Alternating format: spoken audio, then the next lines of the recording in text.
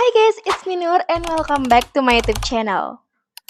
Aku rasa fenomena di awal video tadi udah nggak asing lagi lah ya untuk kita.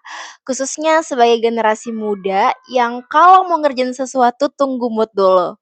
Dikit-dikit, bentar deh ngerjainnya, tunggu jam menunjukkan pukul berapa ya sekarang.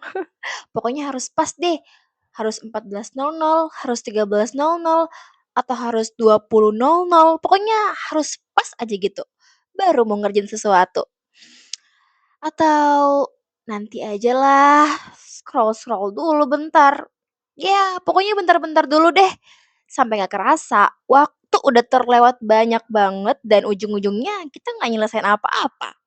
Dan yang parahnya nih, kita bisa ngelakuin ini terus-menerus dan jadi suatu kebiasaan kalau nggak segera dihentikan.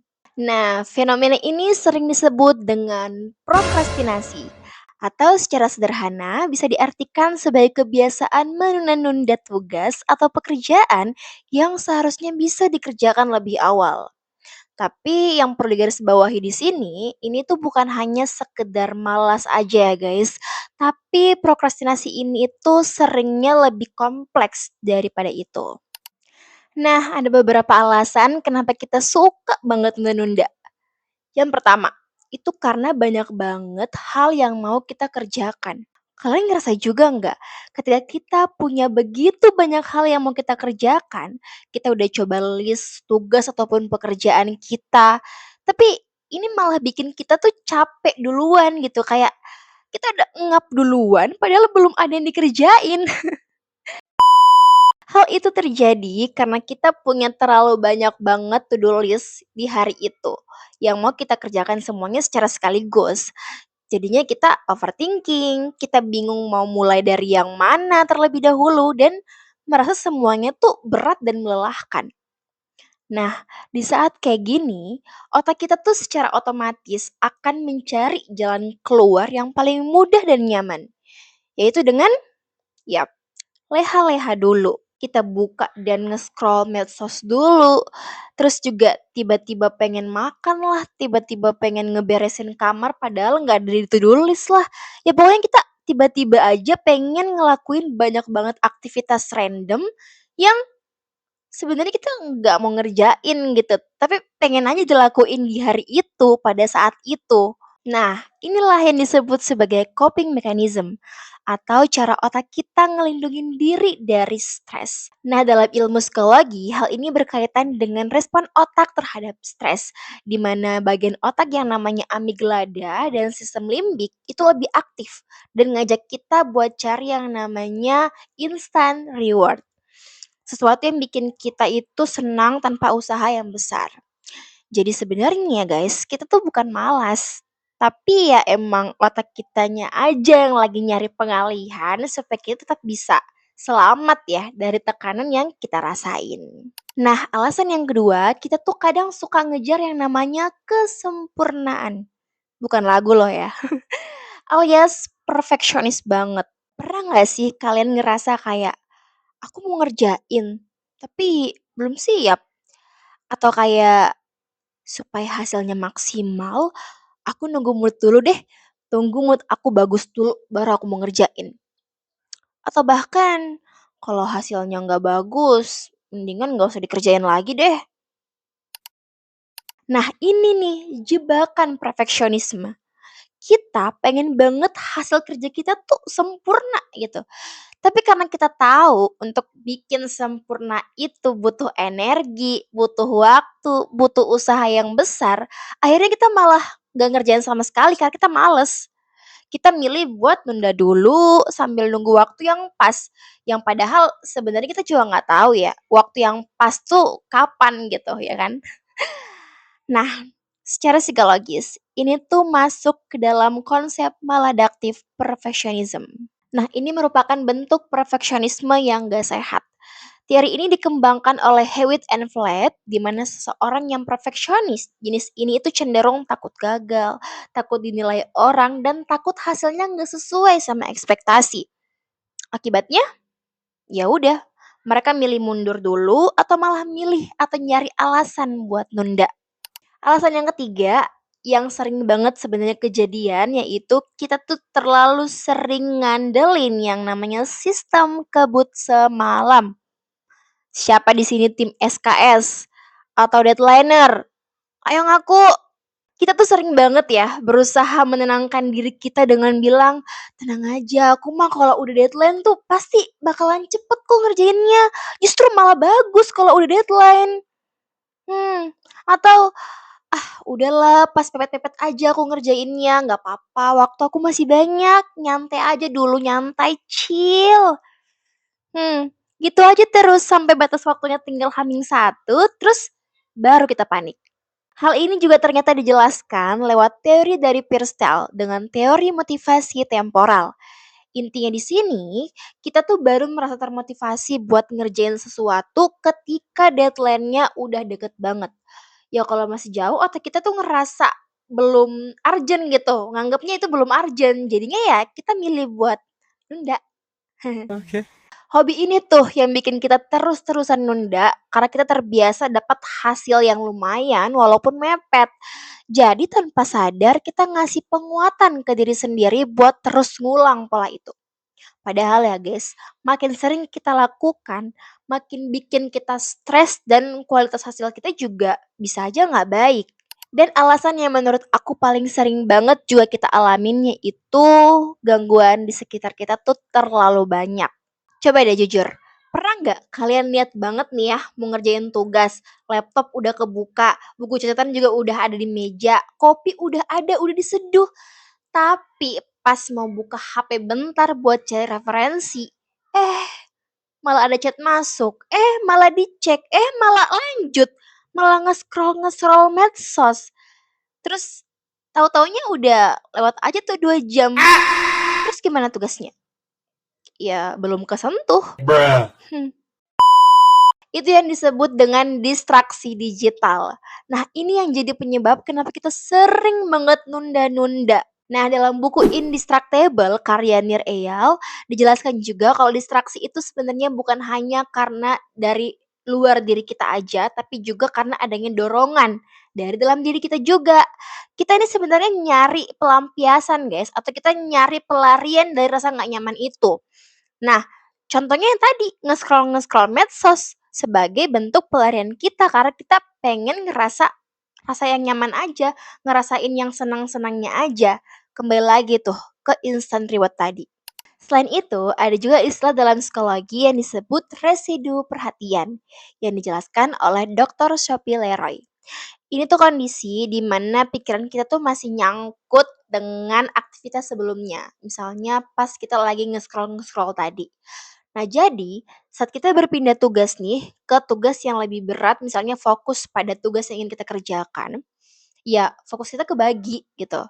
Akhirnya otak kita jadi capek duluan dan malah milih buat nunda lagi. Nah, makanya guys, gangguan kayak gini tuh sebenarnya musuh ya, musuh diam-diam yang dia tuh nggak bersuara, dia nggak apa ya, dia nggak berisik istilahnya, tapi pelan-pelan tuh menggerogoti niat baik kita buat ngerjain tugas, buat ngerjain pekerjaan gitu. Jadi be wise guys, hati-hati. Oke, so ada beberapa cara sebenarnya yang dapat kita lakukan untuk stop prokrastinasi ini. Yang pertama, 3 hal penting aja. Nah, tadi kan salah satu alasan kita suka nunda adalah karena tugas ataupun pekerjaan yang kita ingin kerjakan terasa terlalu besar dan banyak. Kita bikin to-do list 10 sampai 15 tugas atau bahkan bisa lebih, berharap semuanya kelar gitu. Tapi realitanya baru juga ngerjain satu atau 2 tugas kita udah capek. Kita udah apa ya, kita udah lelah gitu kan. Terus akhirnya yang lainnya nggak dikerjain. Itulah kenapa guys, metode rule of three bisa jadi solusi. Atau 3 aja dulu. Daripada membuat daftar tugas panjang yang bikin stres, cukup tulis 3 hal penting aja dulu yang harus kita selesaikan hari ini. Kenapa 3? Karena jumlah ini tuh cukup realistis buat dikerjakan tanpa membuat otak itu kewalahan. Metode ini juga berkaitan dengan matriks Eisenhower, di mana kita belajar untuk memilah tugas yang penting dan juga mendesak. dibandingkan dengan tugas yang sebenarnya masih bisa kita kerjakan nanti-nanti atau kita tunda dulu gitu. Jadi, kalau kamu sering ngerasa kewalahan karena tugas kamu yang terlalu banyak, coba untuk kurangin ekspektasi dan pilih 3 tugas aja dulu yang paling penting dan mendesak dan fokus untuk kerjain itu. Jangan pikirin dulu tugas-tugas yang lain, pokoknya fokus aja kepada 3 tugas penting yang perlu kamu kerjakan di hari itu, oke? Nah, ketika kita udah punya 3 hal nih yang mau kita kerjakan dulu, selanjutnya coba deh mulai actionnya.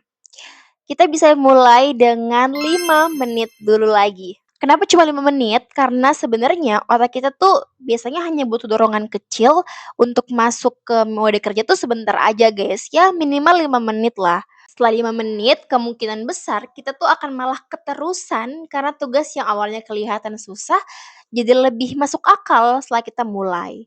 Nah, coba deh untuk paksa nih diri kita untuk mulai aja dulu kerja selama 5 menit atau belajar selama 5 menit tanpa mikir harus langsung selesai gitu. Misalnya, mulai dengan coba buka laptop dulu, coba untuk, cari file tugasnya dulu, lanjut baca instruksi tugasnya dulu, coba untuk lanjut lagi nulis sedikit demi sedikit. Nah, nanti dari situ guys, percaya deh, setelah 5 menit udah berlalu nih ya tanpa terasa, kita tuh secara sadar, otak kita bakal bilang kayak, "Aduh, aku mau berhenti juga, gimana ya? Udah nanggung lagi." Ah, udahlah lanjutin aja lah. Dengan begitu, kita akan terus melanjutkan tugas ataupun pekerjaan kita yang kita udah mulai ya, dan berusaha untuk menyelesaikan tugas-tugas ataupun pekerjaan tersebut. Selanjutnya yaitu buat deadline sendiri. Nah, kadang-kadang tuh kita terlalu, apa ya, ngandelin deadline dari luar gitu. Misalnya ketika kita dikasih tugas sama dosen, atau sama atasan di tempat kerja, atau bahkan pengaturan sistem, ya udah kita ngikutin tenggat waktu itu aja. Ya tapi karena memang terkadang eee, deadline yang dikasih itu memang tenggat waktunya biasanya lama ya, kita ngerasa masih aman tuh dan akhirnya memilih buat nyantai-nyantai dulu, sampai nggak terasa udah H-1 aja. Nah ini sebenarnya yang bikin, banyak dari kita memilih untuk nunda-nunda, karena deadline-nya lama, karena kita punya banyak waktu buat leha-leha. Nah, biar kita nggak punya celah nih buat menunda, coba deh bikin deadline sendiri yang jauh lebih cepat dari deadline aslinya. Misalnya, kalau tugasnya harus dikumpulkan tanggal 20 misalnya ya, kita bisa pasang timer atau target pribadi harus kelar di sebelum tanggal 20, misalnya tanggal 15, tanggal 18. Nah, sehingga ini bakal nge-push kita, bakalan buat kita lebih terdorong nih untuk cepet-cepet buru-buru ngerjain tugas itu karena deadline-nya yang kita lihat nih ya tenggat waktunya, wah bentar lagi nih gitu. Nah dengan begini, kita jadi juga punya banyak waktu sebenarnya buat, ngoreksi ataupun memperbaiki tugas-tugas ataupun pekerjaan yang sebenarnya deadline-nya tuh masih terbilang lama gitu. Nah, jadi seperti yang aku katakan tadi, bahwa ketika kita pasang deadline lebih awal daripada deadline aslinya, otak kita tuh juga bakal lebih terpicu buat ngerjain karena ngelihat waktu yang sempit. Jadi kayak semacam ngaktifin mode siaga gitu.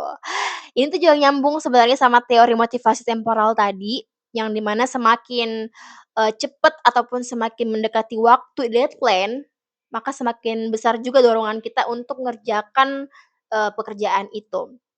Jadi, kalau kita sengaja mepetin deadline-nya, kita bisa lebih terdorong dan bersemangat buat cepet-cepet menyelesaikan tugas ataupun pekerjaan tersebut.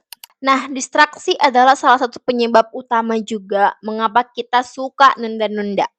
Kalian setuju? Kita yang niatnya mau kerja, kita yang niatnya mau belajar, tapi tiba-tiba HP kita bunyi, atau kita dipanggil kah, atau kita tiba-tiba ada suara apa gitu, pokoknya ada aja gitu distraksinya, ada notifikasi di HP misalnya, terus kita refleks ngecek, dan kita berujung main HP lah berjam-jam. Makanya guys, penting banget buat menciptakan lingkungan kerja ataupun belajar yang meminimalkan gangguan. Salah satu cara paling efektif adalah dengan menjauhkan diri sementara dari HP atau hal-hal yang bisa membuat kita terdistraksi.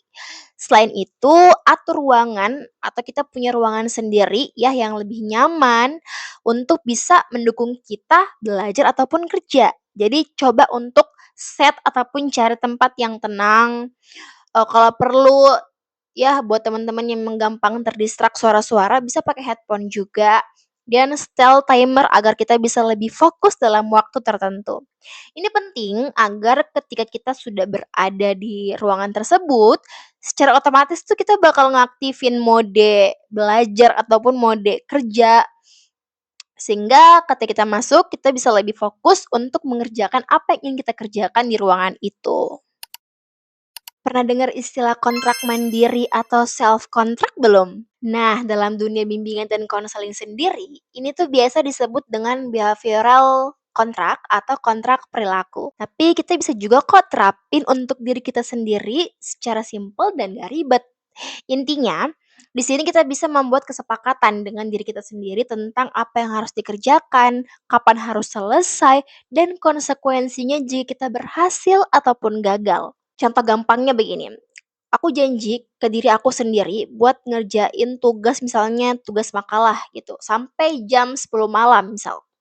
Kalau aku selesai, aku boleh kasih reward ke diri aku dengan aku boleh nonton, film full movie misal. Tapi kalau aku nggak selesai, aku nggak boleh buka medsos sampai besok, sebagai konsekuensinya kalau aku nggak selesai.